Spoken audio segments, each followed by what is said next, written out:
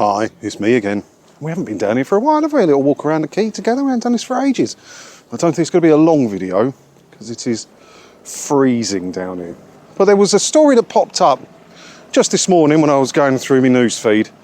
I thought we could talk about it. It's on Lad Bible, which isn't a normal place you expect to see TV licensed stuff, but it does show the extent that the BBC is trying to fight back, because we're winning the fight at the minute. You know, the propaganda war's going well, and a lot of people are converting to not paying a licence. It's about 80,000 a month. So the BBC are fighting back. And their propaganda teams, their PR agencies that are on multi-million-pound contracts are getting stuff everywhere. Everywhere. It shows we're winning a bit. Look at this one, look. BBC's warning to people who don't pay their TV licence.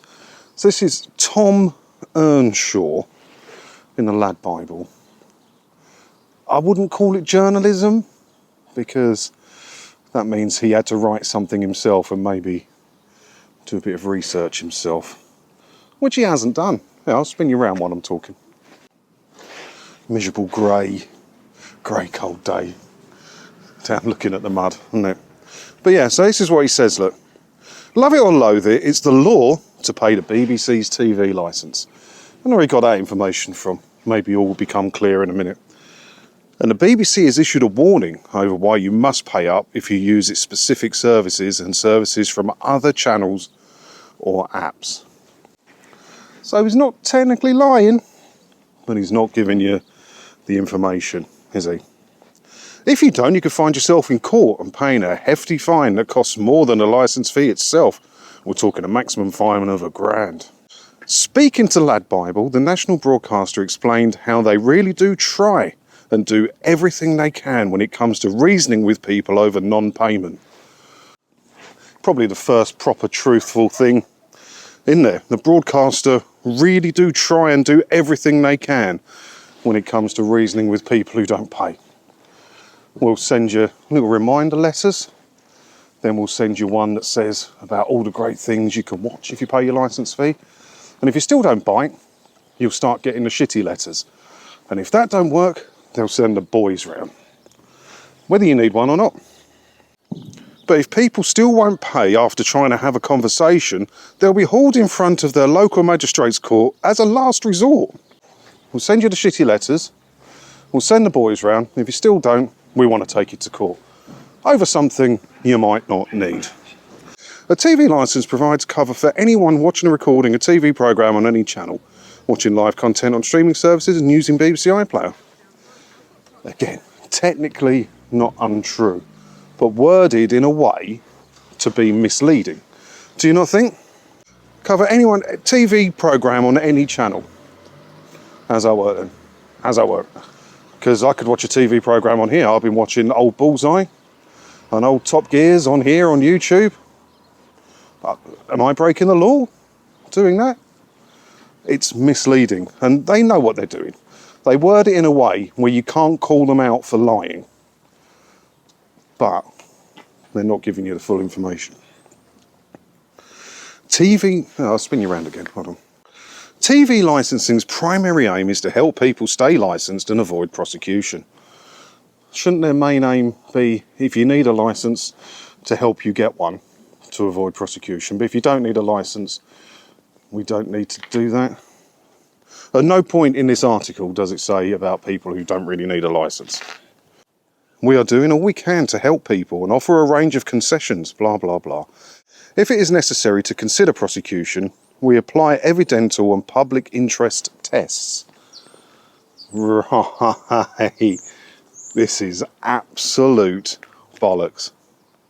It is important to add that no one is sent to prison for not paying their TV licence. Again, true. But you can be sent to prison as a consequence of not paying your TV licence. You can go to court, you can get the fine, and if you refuse to pay the fine, it's possible you could get a custodial sentence. So you get a custodial sentence for not paying the fine, but the fine came about through non-payment of a TV licence. Yeah, okay, carry on. You need to pay for your licence if you watch or record programmes that are being shown on TV. on any channel or any TV service. Okay, that's fair enough. You also need to pay up if you watch or stream programs live as they air. They love to mention these things. They always love to make sure they got the words ITVX and All 4 and YouTube and Amazon Prime. They love making sure they get that wording in there. Because they know people don't read carefully. Who reads stuff carefully nowadays? No one does today. They just skim it and you see that and you're like, oh God, I do need a licence. And that's why I get loads of emails every day telling me I'm getting people into trouble for telling them they can watch all these things without paying it. This is not journalism. That is a press release from a mate of his who works in PR that's got a contract on TV licensing. And I need to blow my nose. It's not lying, but it is misleading. And it's not giving you the full information, is it? If a layman read that, they would assume that it's the law to have a TV license. Whether you own a computer, a laptop phone, anything. You have to buy the TV license. But it's not the case, is it? How can we fight that?